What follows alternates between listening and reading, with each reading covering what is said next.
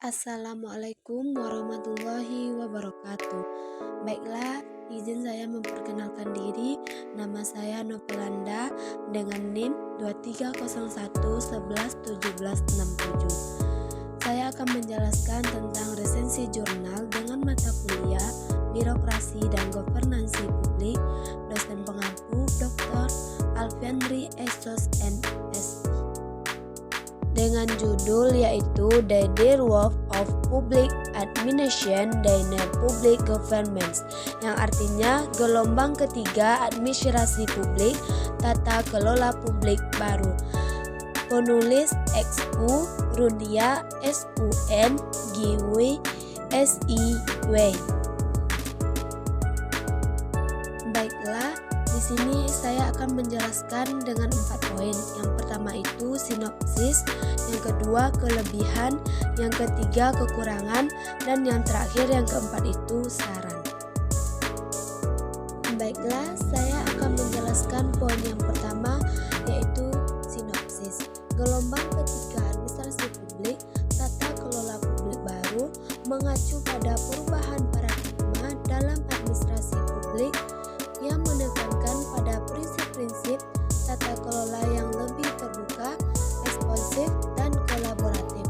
Ini merupakan evolusi dari 2 gelombang sebelumnya yang mencakup administrasi tradisional dan manajemen publik baru. Gelombang ketiga administrasi publik, juga dikenal sebagai tata kelola publik baru, adalah suatu konsep yang mengintegrasikan unsur-unsur manajemen, akuntabilitas, transparansi, dan partisipasi masyarakat dalam pengelolaan pemerintahan. Berikut adalah beberapa poin penting yang terkait dengan gelombang ketiga ini, yaitu ada 3. Yang pertama itu transparansi dan akuntabilitas, yaitu dalam pengambilan keputusan dan pelaksanaan kebijakan publik. Demikian sumber daya publik dapat digunakan secara efektif dan efisien. Yang kedua itu kebijakan publik dan implementasinya, yaitu peran penting dalam penyusunan kebijakan publik dan implementasinya. Dengan mempelajari administrasi publik, seseorang dapat memahami proses kebijakan publik, analisis kebijakan, dan faktor-faktor yang mempengaruhi keberhasilan penerapan kebijakan. Yang terakhir yaitu yang ketiga, kemampuan manajerial. Administrasi publik mencakup berbagai aspek manajemen seperti perencanaan, pengorganisasian, kepemimpinan, pengawasan, dan evaluasi. Dengan pemahaman yang baik tentang administrasi publik, seseorang dapat mengembangkan keterampilan manajemen yang diperlukan untuk mengelola organisasi atau lembaga pemerintahan dengan efektif. Baiklah, saya akan menjelaskan yang poin kedua, yaitu kelebihan. Tata kelola publik baru telah membuka jalan baru menunjukkan arah pengembangan administrasi publik, yaitu globalisasi, jaringan, dan diversifikasi, yaitu ada 6. Yang pertama, partisipasi dan kolaborasi yang lebih tinggi. Tata kelola publik baru menekankan pada partisipasi aktif berbagai pemangku kepentingan termasuk masyarakat, sektor swasta, dan organisasi non-pemerintah dalam proses pengambilan keputusan dan implementasi kebijakan. Ini meningkatkan legitimasi dan akuntabilitas. Yang kedua itu pendekatan berbasis jaringan, yaitu pendekatan ini mendorong penggunaan jaringan dan kemitraan antar organisasi untuk mengisi masalah yang kompleks dengan memanfaatkan solusi yang dihasilkan cenderung lebih holistik dan efektif. Yang ketiga itu fleksibilitas dan adaptabilitas, yaitu tata kelola publik baru lebih fleksibel dibanding dengan pendekatan birokratis tradisional. Organisasi publik dapat lebih mudah menyesuaikan diri dengan perubahan lingkungan eksternal dan tuntunan masyarakat. Yang keempat itu peningkatan inovasi, yaitu dengan melibatkan berbagai pemangku kepentingan dan mendorong kolaborasi. Tata kelola publik baru dapat memicu inovasi dalam pelayanan publik dan banyak manajemen. Yang kelima itu pengambilan keputusan yang transparan, yaitu prinsip transparansi lebih ditekankan dalam tata kelola publik baru sehingga proses pengambilan keputusan menjadi lebih terbuka dan dapat diawasi oleh publik. Yang terakhir, yang keenam, fokus pada hasil dan kinerja, yaitu tata kelola publik baru cenderung lebih berfokus pada hasil dan kinerja daripada prosedur dan aturan. Baiklah, saya akan menjelaskan poin yang ketiga, yaitu kekurangan.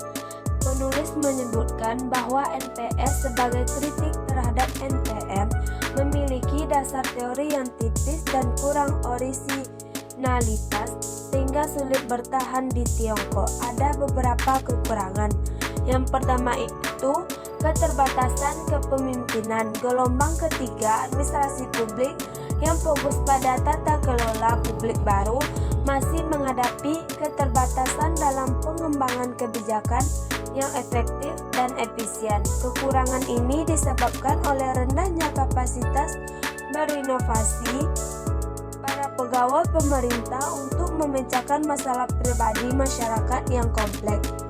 Yang kedua itu keterbatasan kapasitas berinovasi, yaitu keterbatasan ini juga disebabkan oleh rendahnya kemampuan berinovasi para pegawai pemerintah untuk memecahkan masalah pribadi publik yang kompleks. Hal ini memerlukan perubahan cara berpikir tentang fenomena dan akar masalah dalam mereformasi administrasi.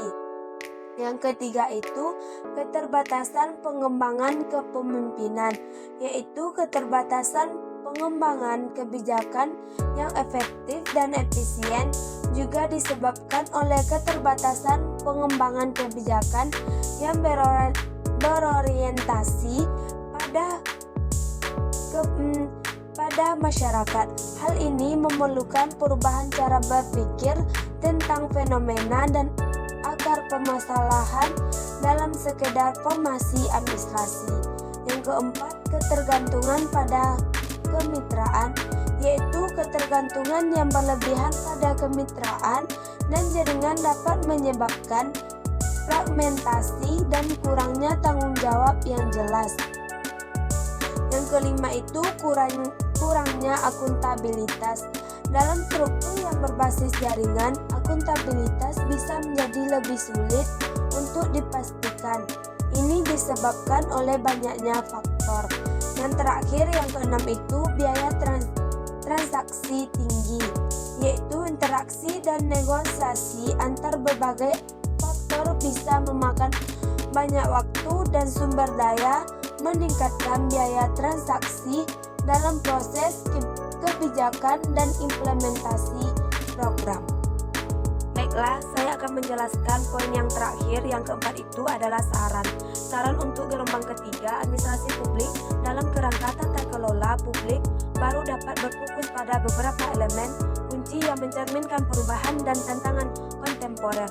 Berikut adalah beberapa rekomendasi itu, ada 6. Yang pertama, digitalisasi dan teknologi. E-government mendorong penggunaan teknologi digital dalam pelayanan publik untuk meningkatkan efisiensi, transparansi, dan aksesibilitas. Big Data dan AI menggunakan Big Data dan kecerdasan buatan untuk analisis kebijakan dan pengamanan keputusan berbasis data. Yang kedua itu partisipasi publik.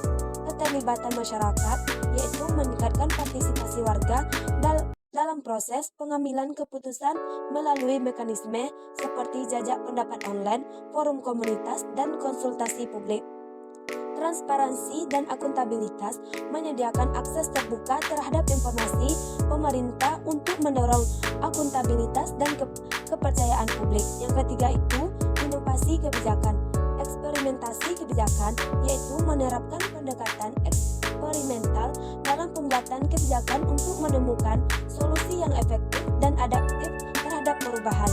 Desain berbasis pengguna yaitu mengembangkan kebijakan yang berfokus pada kebutuhan dan pengalaman pengguna akhir. Yang keempat itu kolaborasi antar sektor. Kemitraan publik swasta yaitu mendorong kolaborasi antara pemerintah, sektor swasta, dan organisasi masyarakat sipil untuk memecahkan masalah sosial yang kompleks. Yang kelima itu peningkatan kapasitas. Pelatihan dan pendidikan yaitu memperkuat kapasitas pegawai negeri melalui pelatihan berkelanjutan dan pendidikan yang relevan dengan tantangan baru. Pengembangan kepemimpinan yaitu mendorong kepemimpinan yang inovatif, visioner di dalam birokrasi untuk mengarahkan perubahan dan memperbaiki terus-menerus. Yang terakhir itu pengelolaan risiko dan ketahanan. Manajemen risiko mengembangkan sistem manajemen risiko yang proaktif untuk menghadapi ketidakpastian dan krisis. Ketahanan institusi yaitu membangun ketahanan institusi publik agar membantu bertahan dan beradaptasi dalam menghadapi berbagai tantangan dan guncangan eksternal. Baiklah, itu saja resensi jurnal. Kalau ada kata-kata yang salah, saya mohon maaf. Assalamualaikum warahmatullahi wabarakatuh.